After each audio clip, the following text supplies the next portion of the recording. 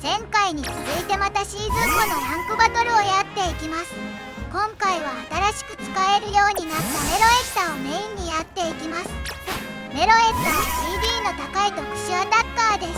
種族値はこんな感じです。専用技の古の歌を使うと変形してタイプと種族値が変化します。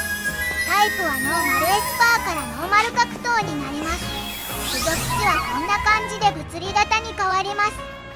最初はいきなり古の歌で変形して物理で戦うのが良いかと思ったのですが、メロエッタの体が小さすぎて物理ではほとんど機能しませんでした。ということで今回は特殊型で技構成はこんな感じです。瞑想と古の歌が固定なので攻撃枠は2つ。サイコキネシスだけだと心もとないので命の玉を持たせて破壊光線を覚えさせています。めちゃくちゃ強いわけではありませんが、古の歌が結構特殊な技なので使っていて楽しかったです。それでは実践をやっていきます。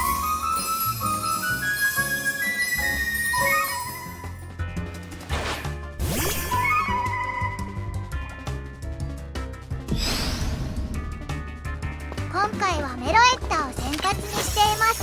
相性不利でも無理して多めに使うようにしました。小さい見た目に反して敵耐久はかなり高いのでトリボンニの攻撃も平気です。そしてこちらの破壊光線はズドン。タイプ1の28はかなり強力です。そしてピンチの場面で古の歌を使います。発動中は回避状態でターゲットも受け付けません。ターゲットにできないので複数の相手がいる場合はメロエッタを見つけざるを得ません。そしてその間プレイヤーは自由に動けるのがまた強くてアイテムを回収したり相手の背後を取ることができます。しかし精度はそこそこ斜めの隙があるので踊っているメロエッタの近くで待ち続けて速い技で攻撃するのが有効です。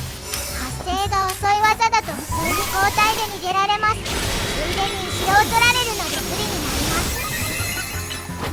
サイコキネシスでも100点なら十分倒せますね。破壊光線は隙が大きく威力も高いので一撃で倒せない場合は他のプレイヤーのアシストになりがちです。なるべく倒しきれるタイミングで打つようにしています。狙っていませんでしたが援護王にヒット。鈍いとこれがあるので大変ですね。攻撃を見てからすぐさま古の歌で回避。メロエッタが踊っている間に離脱してアイテムを回収。変形したらすぐに回収してあげましょう。アクアブレイクの発生は悪くありませんがもっと近くで待っておく必要があります。今回のパーティーにはまたブレンアルマがいます。アームドと鋼とラブラージ対策なのでスクーとソーラービームが使えれば誰でも良いのですが、それらが使えるポケモンの中でもブレンアルマは優秀です。最後の一枠にはミスフォークを入れました。隙を持たせた超火力アタッカーです。ビルドアップからのヒットガードが強いです。今みたいにダブルキルやトリプルキルできることも多いです。雷技を覚えているポケモンは多いですが電気タイプはあまり多くないのでミスフォークにはありがたいです。古の歌で避ける気満々なのですが割れているのか無視されました。カエルピョコピョコ逃げるピョコです。サイコキネシスは使いやすいですがワンパンはできないので使うタイミングが重要ですね。小さいことでとにかく移動が遅いので破壊光線は余計に遅くなりがちです。火力は申し分ないですね。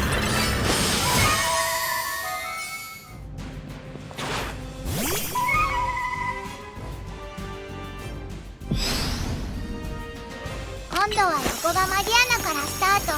有効打がないのでとりあえず瞑想から削ります。ラッキー急所で惜しいところまで削れました。これでやられてたら相手はたまったもんじゃないですね。ピンチはチャンスということで古の踊りでカウンター。敵の発生は守るより若干遅いですがそれでもダメージを与えながら回避できるので強いです。メロエッタの状況は無視してアイテムめがけてダッシュ。このステージは縦長なので距離は取りやすいですが、変身中のメロエッタの前でガン待ちされる危険もあります。グレンアルマなら耐えられそうでしたが、さすがに赤バフだとワンパンでした。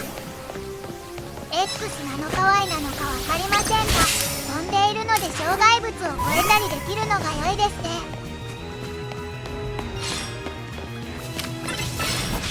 テラキオンならサイコキネシスでワンパン。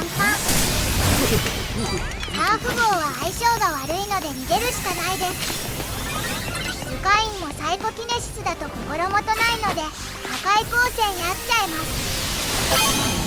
良い感じに並んでダブルキル、気持ちいい。倒せそうだったのでイニシエの歌を使います。相手もメガでカウンターを決めたようでしたが、微妙にタイミングよく出し勝ちました。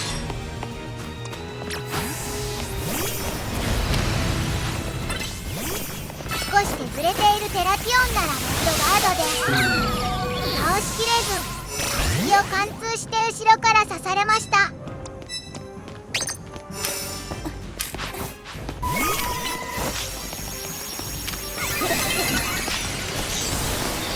ボルテッカーが見えたのですかさずイニシエの歌。想像以上のダメージで倒しきれました。メロエッタを使っていて何度かエマみたいな場面があったので、もしかしたらアプラス状態でカウンターが決まると威力が上がっているかもしれません。ガブリアスもワンパンで倒せることが結構ありました。ルカインも結構見かけますが、あまり強い印象はないですね。氷4枚になって得られるのが F145 なので GA のバトルでは難しそうです。見えているはずのメロエッタをワン無視するようになった来週、サイコキネシスでいただきます。残り時間が少ないので逃げます。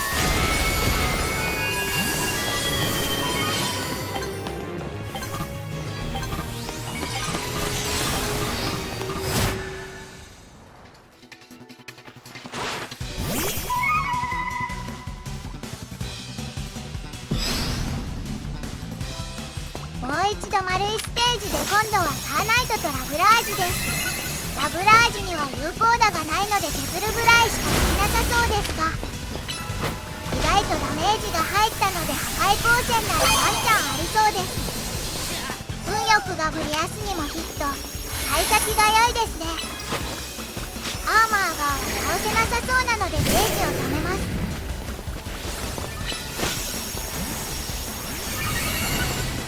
レンザカバーに破壊光線を使いたかったですが、溜まっていないのでラストヒットを狙います。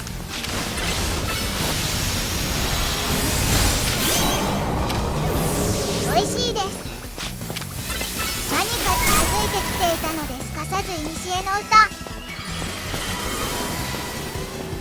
どこかに逃げたかったですが、横からガブリアスが来ていたので横身に逃げてしまいました。しっかり追ってきて積みました。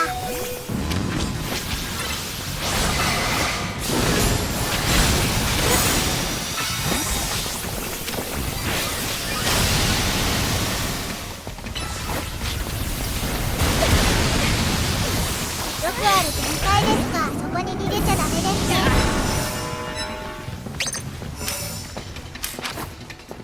アブラージがうろうろしていたので、グレンあるまでソーラービーム。青バフが切れた瞬間にソーラービームはアンラッキーですね。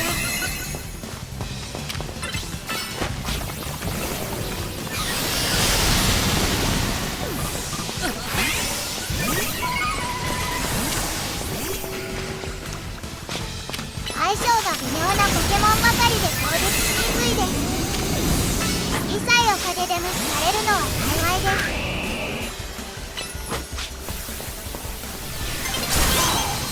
ラブラージをワンパンにできたので、瞑想技プラスがあれば自信を持って破壊光線をぶっ放すのも良いかもしれません。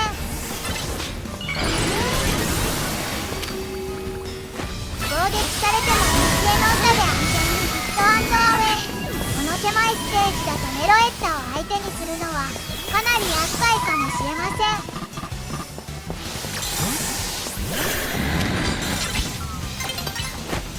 ウィザードンでブレンアルマは引くしかなさそうですが、当たってしまいましたね。カエルもついでにやっておきます。赤バフがあるのでうまくいけばそうブレイズも倒せるか。間に合わず。中盤ぐらいから結構無視されたのでメロエッタの本領発揮という感じでしょうか。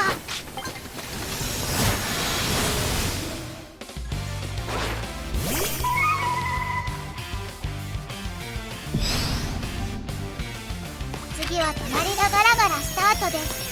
骨ブーメラン2発は耐えられなさそうですか。古の歌で逃げます。普通に交代でもよかったのですが、もしかしたら触れて倒せるかもしれなかったので、良い感じにラブが荒らしてくれたので逃げました。ガラガラからすると邪魔するなよという感じでしょうか。ゲノセクトもかっこいいですが強いイメージはありません。最低熱風でワンパンです。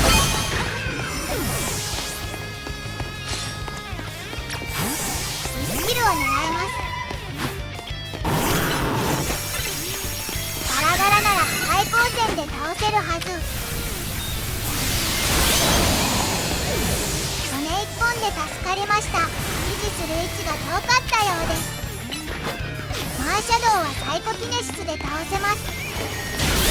まだメロエッタの火力が割れていないので通用しますが、そのうちすぐに逃げられるようになるでしょう。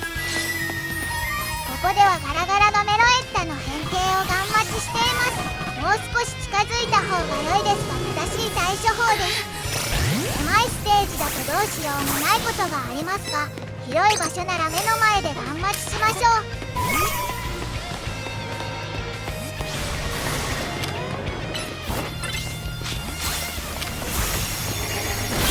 弱っている敵にはサイコキネシスがよく刺さります。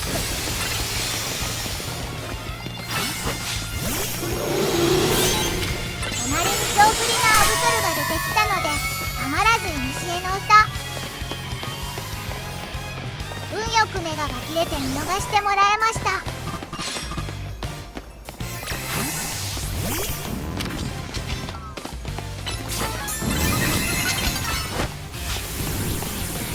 瞑想からのひたすら旋風で倒せないとはマリアナも競争ですね。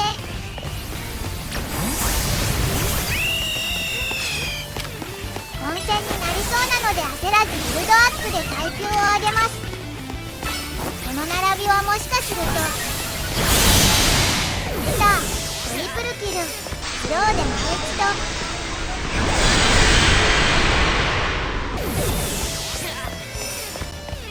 もう少し良いアングルで撮りたかったですが気持ちよかったです。ラティオスの移動がめちゃ速いのでインファイトでついていきます。